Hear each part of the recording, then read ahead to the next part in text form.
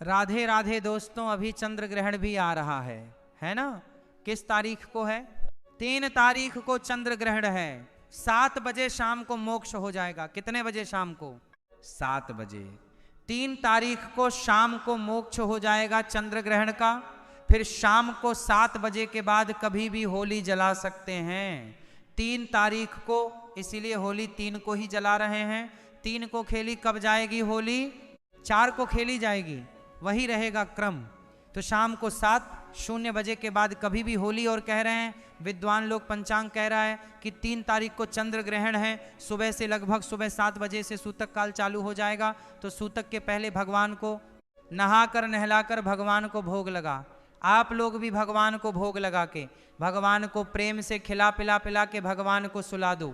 सूतक काल में भगवान को भोग नहीं लगता, सूतक काल में भगवान का स्पर्श नहीं होता।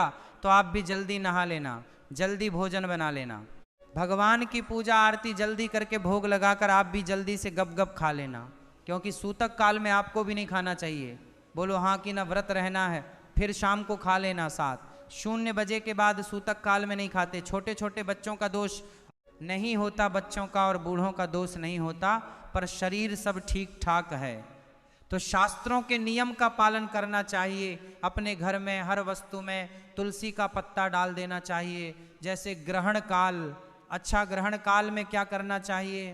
ग्रहण काल में क्या करना चाहिए? ग्रहण काल जो है वह 3:20 से चालू हो जाएगा। ग्रहण काल कब चालू हो जाएगा? 3:20। अच्छा 3 तो यहाँ दिन रहेगा, लेकिन अन्य जगह पर भी ग्रहण काल ज्यादा दिख रहा है। जहाँ जैसे अभी यहाँ दिन है तो अमेरिका में रात है, तो शाम के जब यहाँ पूर्णिमा का चांद निकलेगा तो वो ग्रसित होगा, इसलिए ग्रहण भारत में भी दिख रहा है। तो आपको क्या करना चाहिए कि शाम को 3 बजे से लेकर 7 बजे तक अपने मंत्र का जाप करो। कहते हैं ग्रहण काल में जो मंत्र जपते हैं वो मंत्र जल्दी से सिद्ध हो जाता है। अन्य समय पर किया गया कोई भी पुण्य और ग्रहण काल में किया गया जब कई गुना श्रेष्ठ है। इसलिए ग्रहण काल में आप जाप करें अपने मंत्र का, जो भी गुरु जी ने दिया। श्री नहीं आए कोई मंत्र नहीं है तो श्रीमन नारायण श्री कृष्ण श्री राम जय जय राम, श्री राम जय राम जय राम, श्री राम जय राम। इन मंत्रों का जाप करो और मंत्र का जाप करके अपना ग्रहण काल करो, और मंत्र का जाप करके अपना ग्रहण काल करो, और मंत्र का जाप करके करो, और मंत्र का जाप करो, और मंत्र का जाप करो, और मंत्र का जाप करो, और मंत्र का जाप करो। मैं अपने जीवन का ग्रहण टाल लो, ये चंद्र ग्रहण फिर होली खेलेंगे। आप सबको होली की बहुत बहुत शुभकामनाएं। आप लोग होली खेलते हैं कि नहीं? नहीं खेलते। बाबूजी आप नहीं खेलते, ये आगे वाले आपसे होली खेलते हैं, आप नहीं खेलते। क्यों? आप मुस्कुराते नहीं हैं, हंसते नहीं हैं। थोड़ा हंसा करिए। हमेशा टेंशन में क्यों रहते हैं? हंसा करिए, मुस्कुराया करिए, खेला करिए। बूढ़ापा भी आनंद से जीना है। लोगों को जीने की कला नहीं आती। हमेशा खेलना कूदना, बूढ़े लोगों को भी खेलना चाहिए, बच्चों के साथ खेलना चाहिए। जो बूढ़ा बच्चों के संग खेलेगा वो खुश रहेगा, और जो खुश रहेगा वो बीमार नहीं पड़ेगा। आप लोग ना जल्दी बड़े हो जाते हो। मैं बड़ा हूँ, बूढ़ा हूँ, क्या खेलूं? अब बैठे हैं बिल्कुल ऐसे, इससे आप बीमार पड़ेंगे। सबके लिए बोल रहा हूँ, किसी एक के लिए नहीं। मैया तुम क्या देख रही हो? तुम भी तो बैठी थी, हंसी मुंह बनाए थोड़ा खुश रहा करो, थोड़ा हंसा। जिंदगी बिंदास जीनी चाहिए, और बूढ़ों को भी खेलना चाहिए। खेल कूद के साथ प्रसन्न चित्त से जीवन कैसा, बच्चों के साथ बच्चे बन जाओ, बूढ़ों के साथ बूढ़े बन जाओ, और जिंदगी है खुशहाली से जियो, खुश रहा करो। यदि हमें बच्चों के संग खेलने में खुशी मिलती है तो बताओ ये खुशी सही है कि गलत है? बोलो। इसलिए हमेशा हंसते मुस्कुराते रहा करो। मैया आप हंसती नहीं हो मेरी माँ। मैया बोलो घी दिखाओ, दांत मंजन किए कि नहीं? ऐसे हंसोगे तो एक दूसरे के लोग दांत देख लेंगे कि आपने ठीक से ब्रश किया कि नहीं। हमारी कुछ मैया तो ऐसी है, बेचारी लिपस्टिक लगाती है तो दांत में लग जाती है लिपस्टिक, और जब हंसती हैं तो ऐसा लगता है कि पान खाई है। हाँ या ना? हमारी मैया ने जल्दी से दांत साफ कर लिए कि हमारे तो नहीं लगी। खुश रहना ये भी भक्ति है। हर हाल में प्रसन्न रहो, हर हाल में क्या रहो, ये भी भगवान की क्या है? भक्ति है। परिस्थितियां बनती बिगड़ती रहें, हम खुश रहे, हम कर भी क्या सकते हैं? खुश रहने के सिवा खुश रहो।